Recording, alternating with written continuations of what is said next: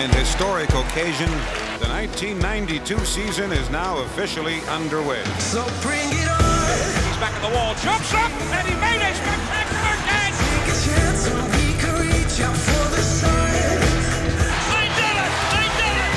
The Orioles have beaten the Red Sox. 2 runs, bottom of the 9th inning. And the track, this one is gone. There is history. This is the moment. I'm Brett Hollander, and I'm honored to be with you today hosting today's ceremonies. It's hard to believe this iconic ballpark is turning 30 years old. I'm sure some of you remember the uncertainty we felt when the Orioles decided to move on from Memorial Stadium. Memorial Stadium laid the foundation for what was to come at Camden Yards. The Orioles win the ball game, 6-5. Another throw to first, and they got him! Holy cow! Oh my goodness! Memorial Stadium was very special to you guys, and rightfully so. There was a lot of great memories there, not only with the Orioles, but the Colts. So there was a lot of rich history there, but when we opened Camden Yards here, that was kind of home, became home for us, and you know, it just, Camden Yards to me has a huge positive impact on my life instead of Memorial Stadium. And it didn't take long for Camden Yards to feel like home. Now, any baseball fan knows that this ballpark is a must visit. Burns with a walk-off 9th inning win. Orioles win it, 3-2, Brian Roberts. And the ball game is over. Before stadiums existed as concrete donuts in parking lots far from downtown, lacking any real connection to the cities where they were built in, but Camden Yards changed that. There have been 22 major league ballparks that have opened since, and they've all tried to replicate what the Orioles created. Amenities for our modern lifestyles while nodding to the old-fashioned touches of baseball's yesteryears. It can't be surmised any better than by Camden Yards' moniker, the ballpark that forever changed baseball. The 1992 season is now officially underway. It looks like it did when we first got here. The way it's been kept up, just how the design, from when they did it probably 32, 33 years ago, I mean, it's still the game plan. It's still the floor plan that everybody tries to achieve, to create the person from the front row to the final row down the left field line. I mean, it's a great seat. It's a great view. I don't think there was anything about this ballpark that they didn't think of. And now, those same fans that were here 30 years ago, they got an exciting team to watch once again. To come back down here and to say that the stadium's 30 years old already is pretty crazy. I mean, I've been out of the game now for 14 years, and I think that part's pretty crazy. So, but it's nice to see the place it still shows as well as it ever has. You know, I know they're building new stadiums and doing new things, but this one still seems just as nice as it ever did, and it's fun to come back and see games, and I'm glad I got invited back to do this. While the architecture of our home is unparalleled, Camden Yards cannot be defined by majestic structure alone. It is more about the moments that have unfolded on these grounds. Since the first game on April 6, 1992, we have been exceedingly privileged to stand witness to some of baseball's legendary moments. From the Ironman's 21-31.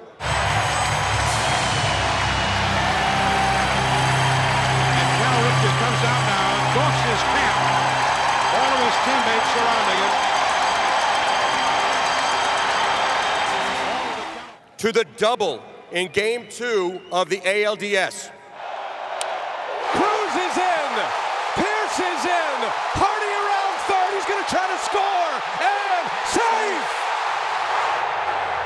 These are plays that leave an everlasting impact on us, allowing us to believe in the impossible. And these on-field moments bring us to the heart of Camden Yards, that it's more than just a ballpark, but a bedrock of our community, where we meet with our neighbors and celebrate what makes Baltimore home.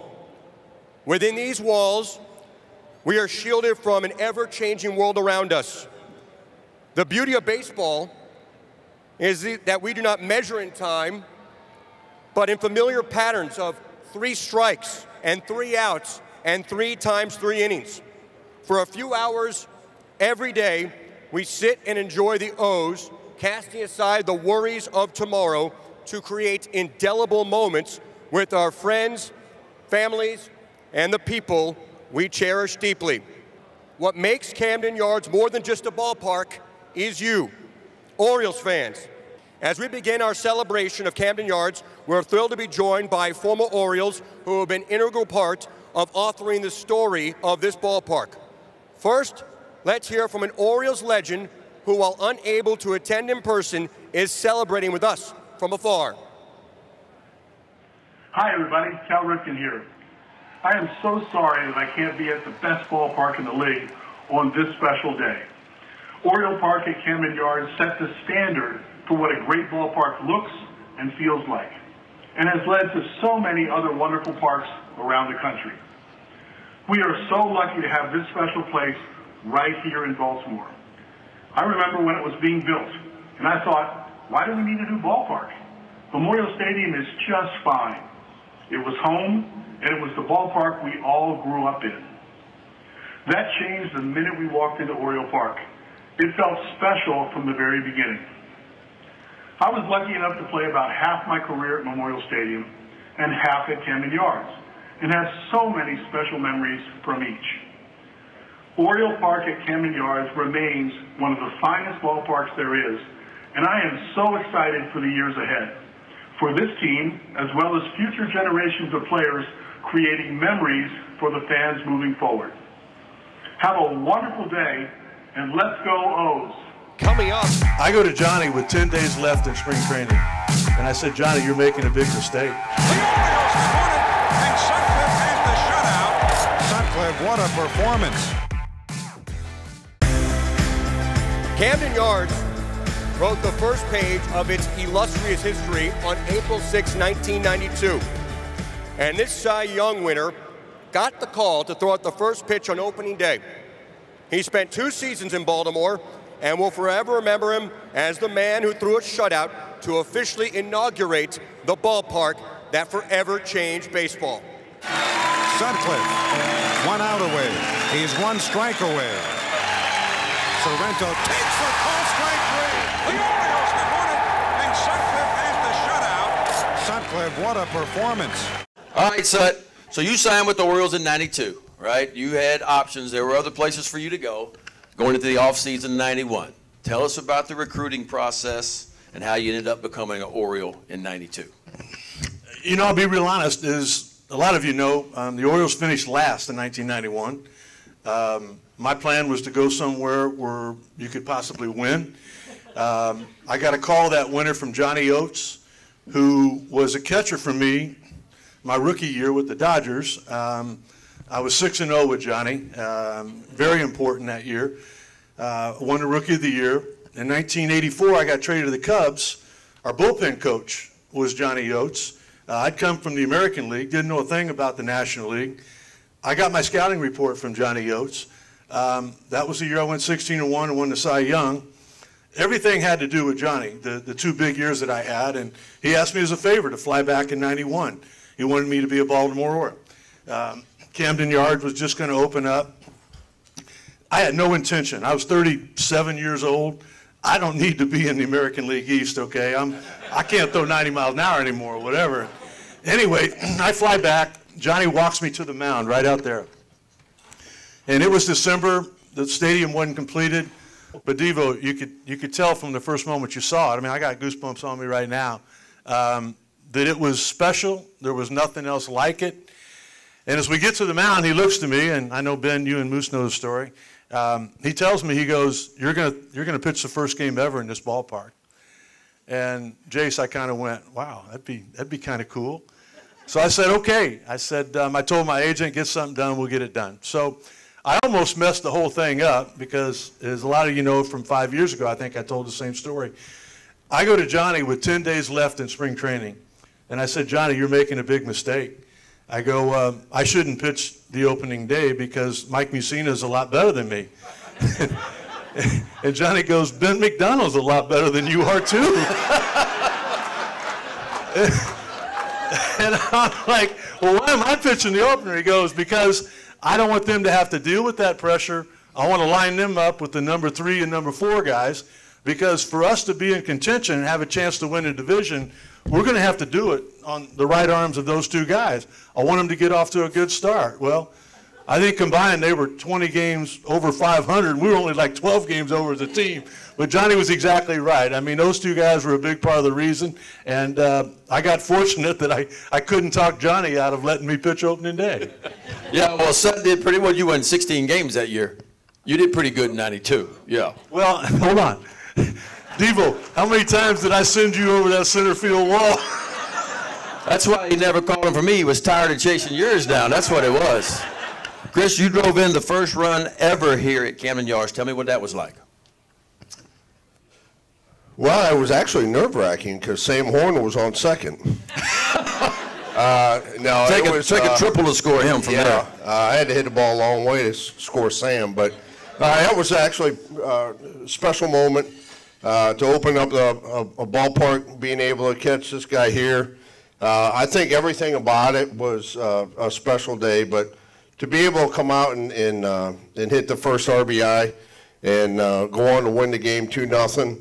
I think everything about that game, everything coming out of spring training to come to this, Camden Yards, it was very, very special. Chris, another big moment for you, the grand slam to beat Seattle in '96.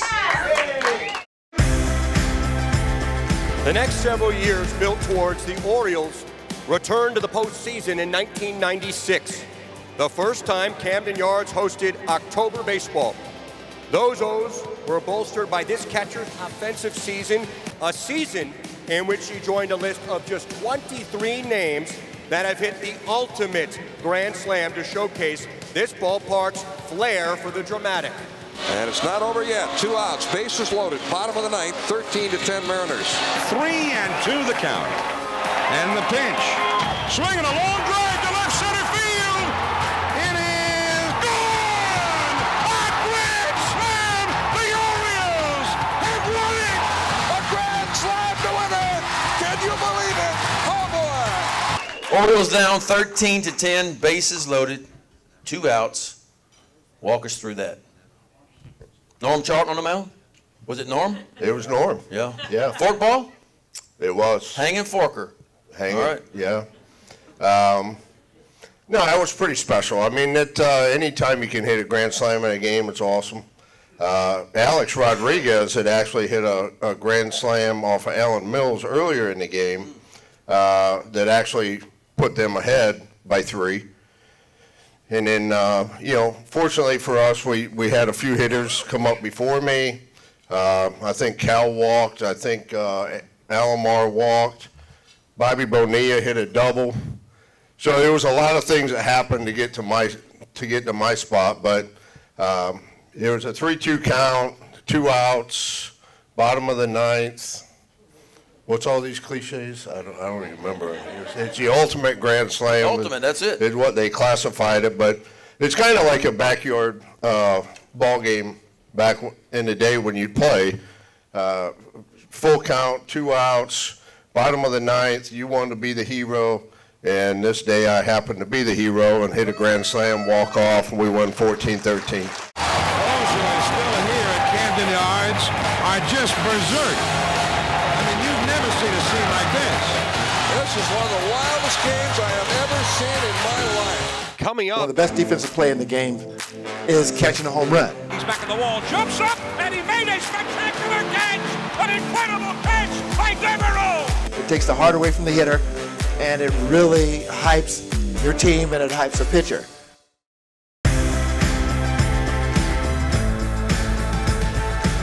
As Camden Yards continued its inaugural season, this center fielder had a career year, earning 1992 Most Valuable Oriole honors after collecting 24 home runs, 107 RBI, and registering a .276 batting average.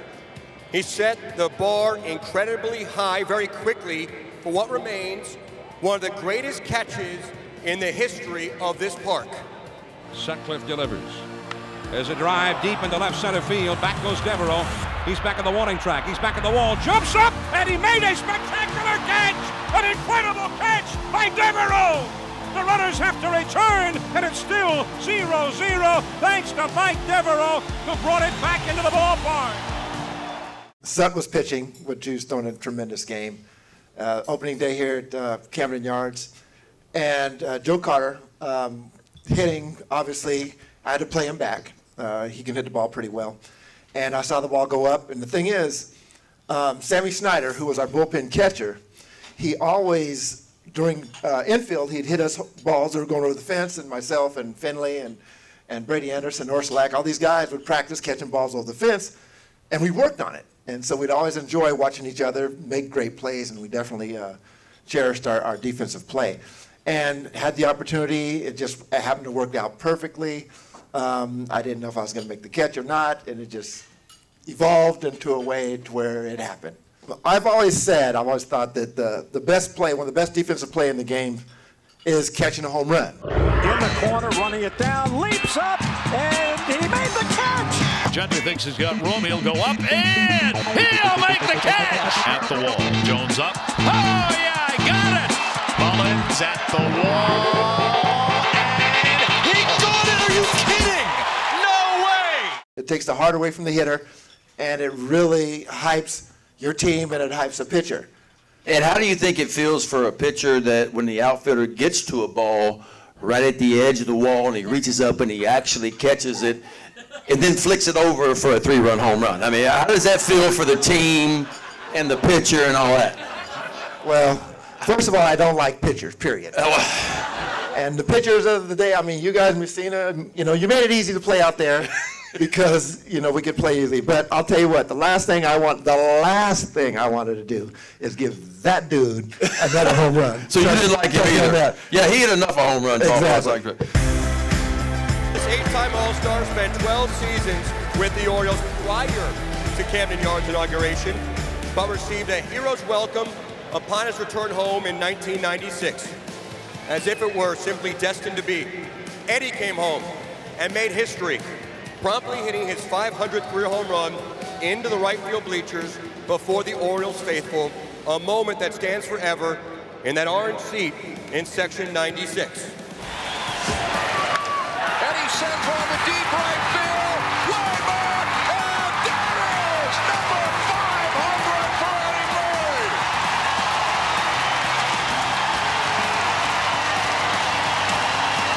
And Eddie Murray with his 500th career home run. He also joins Hank Aaron and Willie Mays as the only players in history with 3,000 hits and 500 career homers. All I know, that was one of the hardest things I've ever done, only because it seemed like the people thought that you can do this on the drop of a hat or just by them applauding or holding up that sign. I made my own calls in the dugout. Well, every now and then I would tell the guys I'm going to get him, and they'll look at me and they'll go, how can he say that? He just scribbled 2 or 3 ground balls on the dirt like this, and then all of a sudden he said he's going to get the guy the next, and I'll get him, and they just, how does he do this? He's, there's no sign of me being on a pitcher or whatever, but, you would do that. But that was pretty awesome to get that out of the way. It was nerve-wracking. It really was. Cal has often said that you looked at him or came in that day and said, oh, yeah. and the whole thing of it being the same day, right, a year apart. I had no idea that was the day, the year before, that he had tied Garrick's record. So we're there, and I came in, and as I said, hey, I'm doing it today. And he goes, okay. Then knowing him, well, why are you doing it? I said, nobody's talked to me. I said, I feel so good. I said, I know I'm going to eat. And then all of a sudden we go out to run our sprints, and I ran the first one. I turn around to run the second one, and I go, oh, hell no. You know, it was just, it bothered me that it was, and he said, you've already said it, you got to go deep. And then the rain started, and, you know, I was able to push it out under the 12 o'clock hour. We come back. Thank God I did that. I don't think anybody knew I played. 1-1 count, took a couple pitches, and he just left some up. They did it! They did it! The Orioles have beat the Red Sox!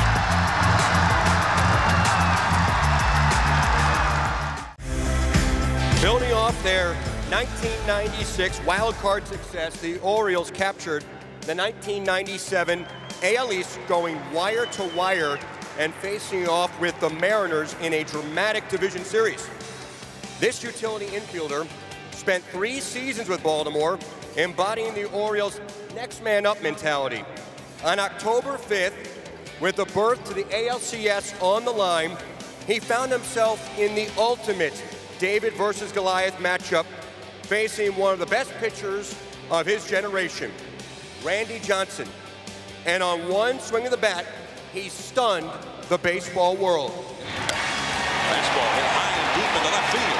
This one is way back there. This one is gone. A home run for Reveille. All right, Reb, were you surprised when Davey Johnson told you you were going to start in place of Robbie Alomar in Game 1 of the playoffs against Randy Johnson? Of course. I think everybody in Baltimore was a little surprised. The good news is we did it earlier in the year, and I've faced Randy Johnson a lot, so I had some success, and I think it was kind of give the guys a day off, and it worked well. I think we beat him again during the season, maybe twice that year. So playoffs, you know, I would say Davey, it took him some guts to put us out there because, you know, his butt was on the line, but it worked out. So that's how it goes. And what pitch did you hit for a home run in Game 4? Fastball, man. I'm a Sitting on fastball? Guy. All day, every day. So you'd always had success off of Randy. I mean, you'd had some history with him, yeah, and mostly on the fastball success. Yeah, I faced him in the minor leagues probably 50 times as well. So I had seen him in instructional league, so I had a pretty good feel for him. People thought I had his pitches. I really didn't. I just hit off the fastball all the time, and you kind of got to – I always said to guys, I've had success on all the teams I played on with him, and I just kind of passed the word. Like, you got to get him early before he gets locked in. All the good ones, as you know, you got to sometimes get him in the first inning because once they get settled in, you're done. So you know, that was kind of the thing. Get him early, make sure, get him while he's probably not pinpoint accurate, and hopefully you get him early. We did. The Orioles have won the series.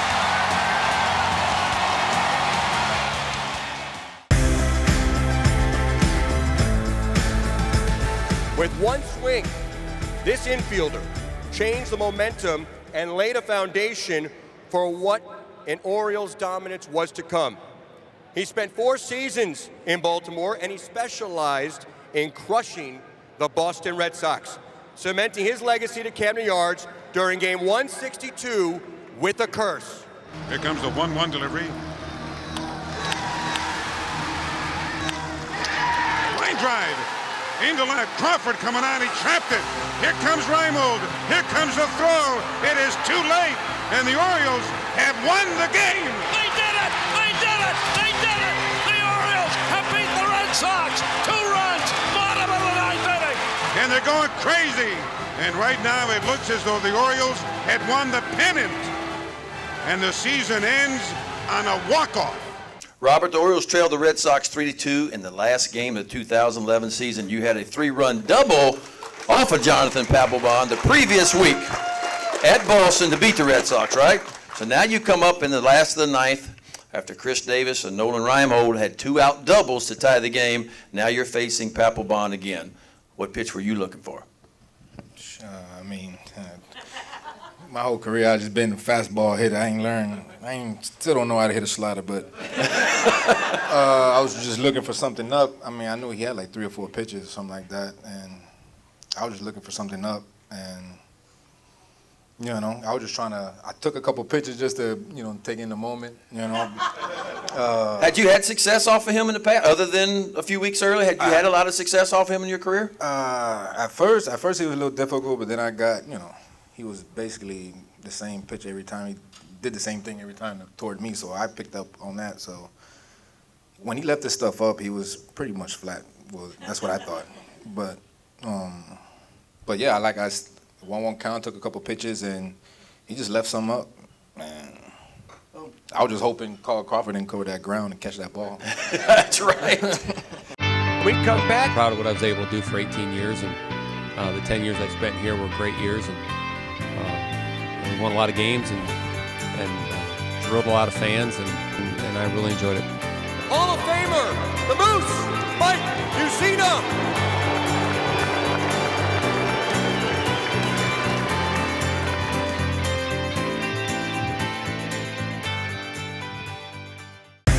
This pitcher has more legendary moments than we can count. A 5-time All-Star who spent 10 seasons in orange and black. He amassed 147 wins and over 1,500 strikeouts with Baltimore alone. And he was, to put it simply, almost perfect. In the air to the glove of Tony Tarasco. 24 in the book. Line to left, base hit. After 25 consecutive hitters retired by Mike Mussina, Sandy Alomar breaks up the perfect game. Got it! So close to baseball immortality. Mike Mussina wraps up a stunning one-hit performance. All right, Moose, so many great moments for you. A near-perfect game against Cleveland. 1 out in the ninth, Sandy Alomar singles. Did you know warming up in the bullpen that day that you had pretty elite stuff that day? Well, listen, we both did the same job, okay? And did you ever leave the pen thinking that this is going to be amazing today? One time, and I was in the shower by the second inning. That's exactly how it happens. I never want that feeling again. Every day is going to be different, and it was. The best games are when you leave the bullpen going, they better get somebody up right now. Right. Because it's going to be terrible. And you had that feeling before that game? Or you just don't know. You don't know what's going to happen. You go out there and you hope that stuff works out. The bullpen, I mean, there's lots of times you warm up and it's all over the place. The catcher's blocking balls. You're supposed to warm up. You're not supposed to make them block balls. So there was a lot of days where I had some good outings that the bullpen was awful. So you don't walk out there. You don't know. But that was, to push a game all the way that deep and have an opportunity to do something special was really cool, and I got to push it to the ninth inning a couple times, and it never worked out. But the guys we're facing are professionals too. So if you give them a chance to hit it, they're going to hit it. So make a couple bad pitches, and the one Sandy hit was I was right down the middle basically, and he did what he's supposed to do, and he got a base hit. Line to left, base hit. After 25 consecutive hitters retired by Mike Mussina, Sandy Alomar breaks up the perfect game. How about the 15 strikeout game against Cleveland in the playoffs? And you guys, I think, lost that one in the 11th inning, if I'm not mistaken. After a wonderful year in '97, y'all won the AL East in '97, right? We had we won the wild card in '96. Okay. And the East in '97.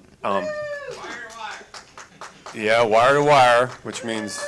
Everybody know what wire to wire means. It means we won the first game of the year, and probably the second and the third, and then we ended up being in first place the whole season. But it was.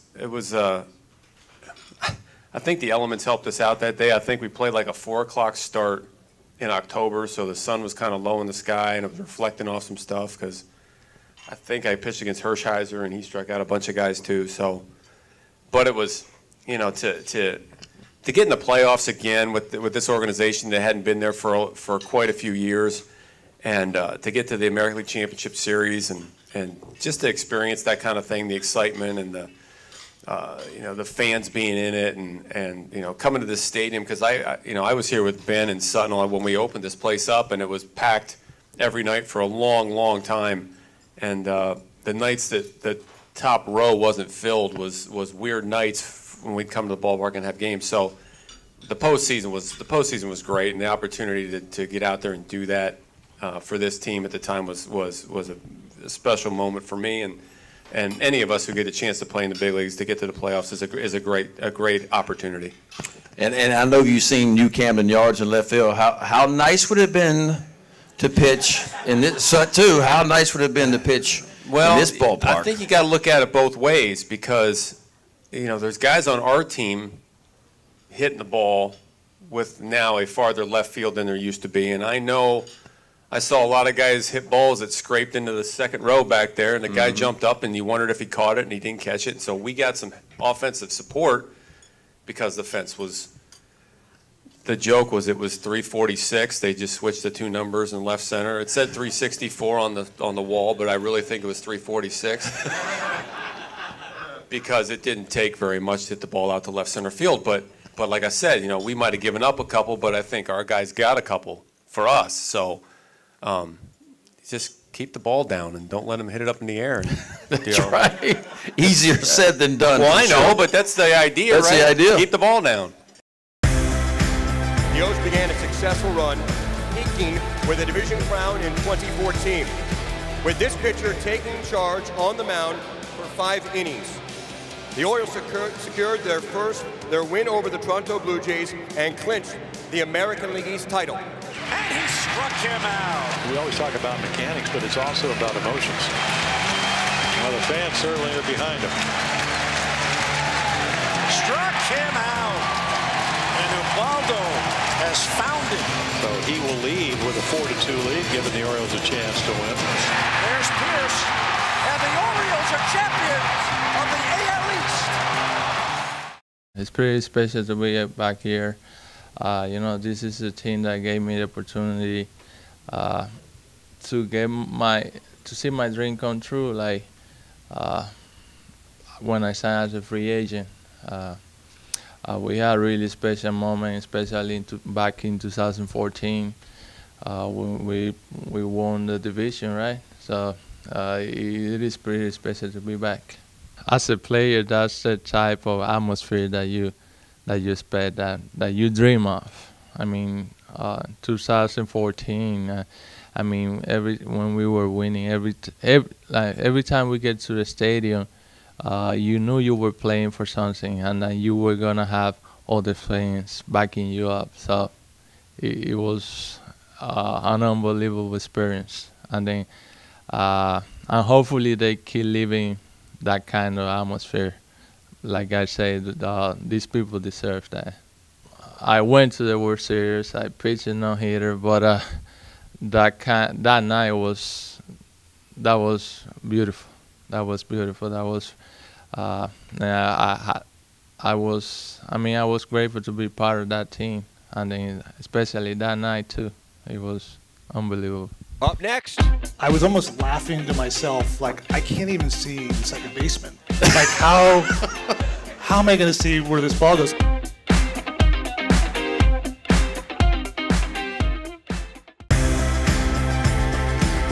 After 10 years, Camden Yards had a well-established legacy of playing host to the impossible and the unbelievable. And in 2003, this right-hander got the nod on opening day, unaware that he'd be playing in a winter wonderland. So we have a snow delay here at Camden Yards. I think that's the first time I've ever said that. Rodrigo, you started 3 opening day games for the Orioles, but the one everybody remembers, 2013, when the snow started falling in the 3rd inning. It's beginning to look a lot like Christmas. Rodrigo Lopez saying, wait a minute, this is not how I envisioned it. Well, it was a very special day for me. That was my first opening day. And, well, coming from the San Diego Padres organization, after being released in AAA. So I got a chance 2 years after to open to be the starting pitcher of the opening day. So I was pretty excited about it. Mike Hargrove, I remember talking to him during spring training, give me the news. So I was pretty pumped up about it. And the workouts before, the days before opening day, the weather was really bad. So I was just wishing that that can change for the game. So sure enough, the day of the opening day, seems like the gods of baseball give us like beautiful day, sunny, Still cold, but things like you can deal with. And here we go, first inning, beautiful day, start the game, and all of a sudden, third inning, so a couple snowflakes coming down, and I was like, all right, I think I can pitch through it. And after that, like second batter, like starting to see less and less. At the point where I couldn't see the catcher signals. I was like, wait a minute. So I like, okay, if I can see the signals from the catcher, I don't think the batter can see the ball. So I was trying to take advantage of it.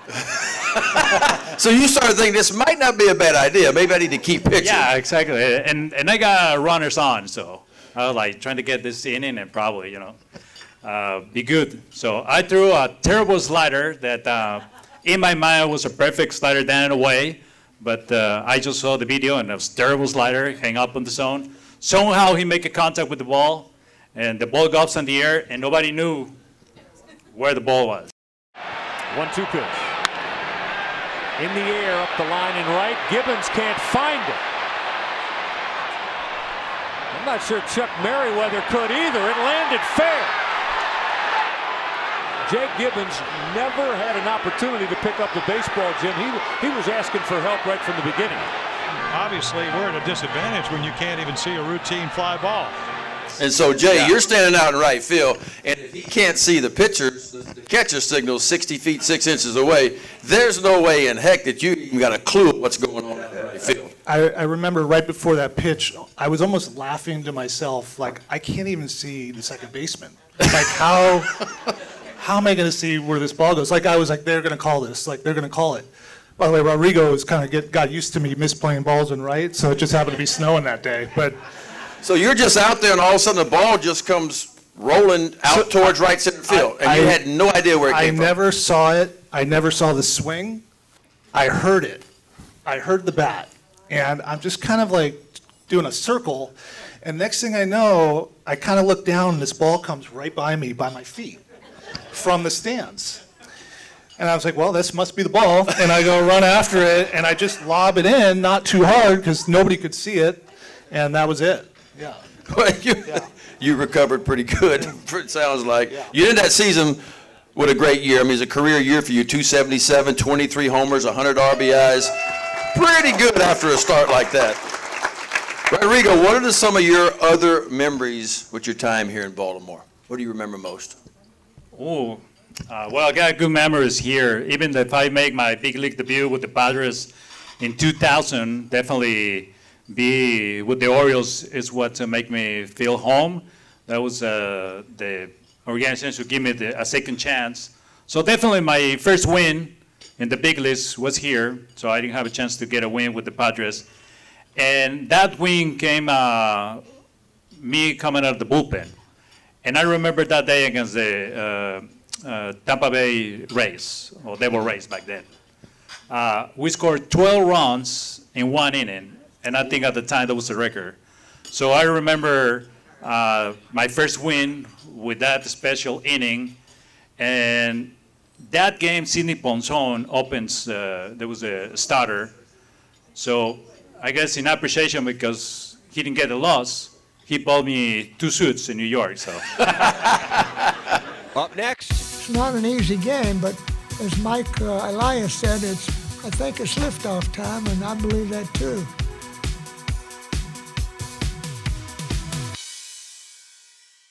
I just want to tell you guys, you absolutely have been thrilling me. I watch all the games, and you've been thrilling the people of Baltimore. They've been waiting for this for a while, and it really is something. I told them they've really been thrilling me. I've been watching a lot of games, and I think the community's getting into it now, and that's what it's all about.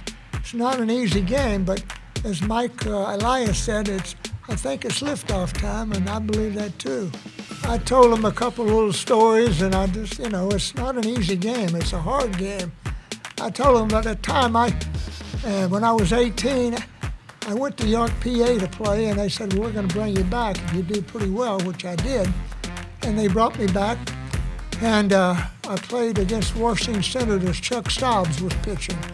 I went 2 for 4, knocked in a couple big runs, headed back to the Southern Hotel and called my mom and dad. I said, Mom, Dad, guess what? First game, 2 for 4, knocked in a big run. Man, this is my cup of tea. And I went 0 for 18, struck out 10 times the rest of the year. So I learned a good lesson right there, but it's not an easy game. I don't watch a whole lot of baseball, but I've been watching some of late. Some guys worth looking at. I mean, they really are playing and doing it in an exciting way. They have some guys here that you've seen take steps of definitely getting better. And that's what it takes, is to get better and for your teammates to know it, but then to see, you know, they get to see you, how you work and go about doing your job. That's what works. Then they put in their work, you know, and it's a fun thing when everybody's pulling the same direction. 82, when we lost the last day of the season, all I know is Earl told Joe, don't screw it up. He says, they're ready to win. He says, don't mess it up. Just make the lineup up, and we were going to win. And that's exactly what, there was not a doubt in anybody on our team's mind that we weren't going to win. I think the people are really get turned on, you know, when the club plays like they're playing right now. I can just see it when I watch the games on TV. The fans really show you what's going on. The young people especially, they're really up for it, and it excites me. I seen some news about those guys, especially when they won like 80 straight games. So it's been fun, and I feel really happy for the city. I mean, they deserve to have a team that they can cheer on, and that they can expect to win.